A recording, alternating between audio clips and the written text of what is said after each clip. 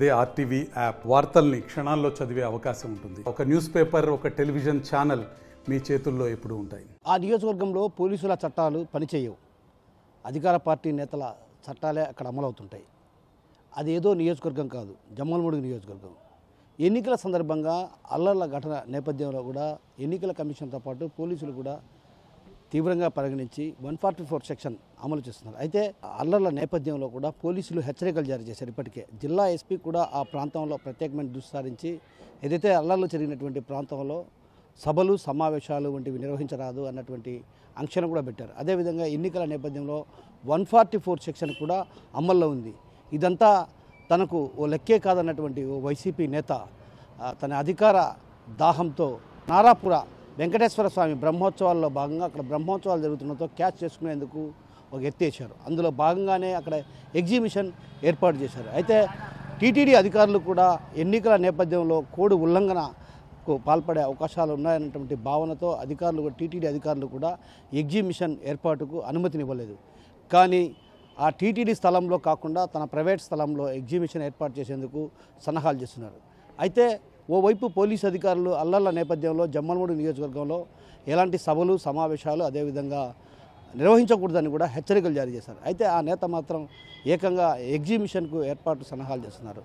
నిన్నటి నుంచి నారాపుర వెంకటేశ్వర స్వామి బ్రహ్మోత్సవాలకు శ్రీకారం చుట్టారు. అయితే ఈ నేపథ్యంలో అటు పెద్ద ఎత్తున భక్తులు అక్కడికి తరలిరానున్నటువంటి నేపథ్యంలో దీన్ని క్యాచ్ చేసుకునేందుకు వైసీపీ నేత అక్కడ ఎగ్జిబిషన్ ఏర్పాటు చేశారు. అయితే గతంలో 15 లక్షల రూపాయలకు ఎగ్జిబిషన్ ఏర్పాటుకు అనుమతి తీసుకున్నారు. అయితే తాజాగా ఈ ఏడాది తనకే దక్కాలన్న ఉద్దేశంతో 5 లక్షలు పెంచి టెండర్ను దక్కించుకునే ప్రయత్నాలు చేశారు. అయితే ఆ నేపథ్యంలో టీటీడీ అధికారులు కూడా ఎగ్జిబిషన్ ఏర్పాటును తిరస్కరించారు. అయితే ఆయన మాత్రం ఎగ్జిబిషన్ను ఏర్పాటు చేసి తీరుతానన్నటువంటి భావన వ్యక్తం చేస్తూ కూడా అటు పోలీసు చట్టాలను కూడా పక్కన పెట్టి ఏకంగా ప్రైవేట్ స్థలంలో ఎగ్జిబిషన్ ఏర్పాటు చేస్తారు. ఇది పలు విమర్శలకు దారితీస్తుంది. మరోవైపు పోలీసులు అటు పెద్ద ఎత్తున ఆంక్షలు విధించినప్పటికి కూడా ఏదైతే వైసీపీ నేత ఏర్పాటు చేసిన ఎగ్జిబిషన్కు పర్మిషన్ లేకపోయినా అక్కడ ఏర్పాటు చేయడాన్ని మాత్రం అడ్డుకోని పరిస్థితి. అంటే దీన్ని బట్టి చూస్తే పోలీసులు కూడా అక్కడటువంటి స్థానికంగా ఉన్నటువంటి పోలీసులు కూడా వైసీపీ నేతకు అండదండలు అందిస్తున్నటువంటి ఆరోపణలు కూడా బలంగా అనిపిస్తున్నాయి.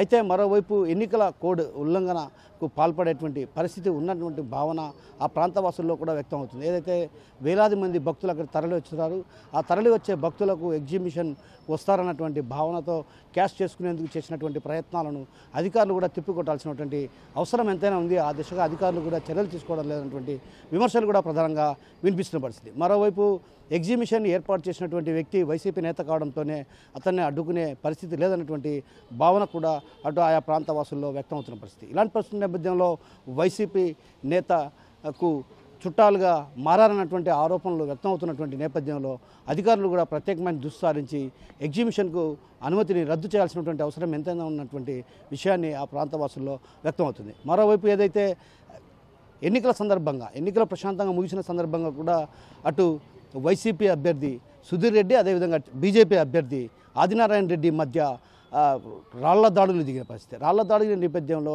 అక్కడ ఒక్కసారిగా కూడా భూపేష్ రెడ్డి కావచ్చు, అదేవిధంగా ఎంపీ అభ్యర్థి భూపేష్ రెడ్డి, బీజేపీ అభ్యర్థి ఆదినారాయణ రెడ్డితో పాటు ఎమ్మెల్యే సుధీర్ రెడ్డిలను గ్రామాల గృహ నిర్బంధం చేశారు. అదేవిధంగా కొందరిని ఊర్లు దాటించిన పరిస్థితి. ఇలాంటి పరిస్థితి నేపథ్యంలో అక్కడ ఎగ్జిబిషన్ ఏర్పాటు చేయడం పైన కూడా పలు విమర్శలు వ్యక్తం అవుతున్నాయి. కెమెరా పర్సన్ నాగేశ్వరరావుతో కిషోర్, ఆర్టీవీ, జమ్మలమడుగు నుంచి.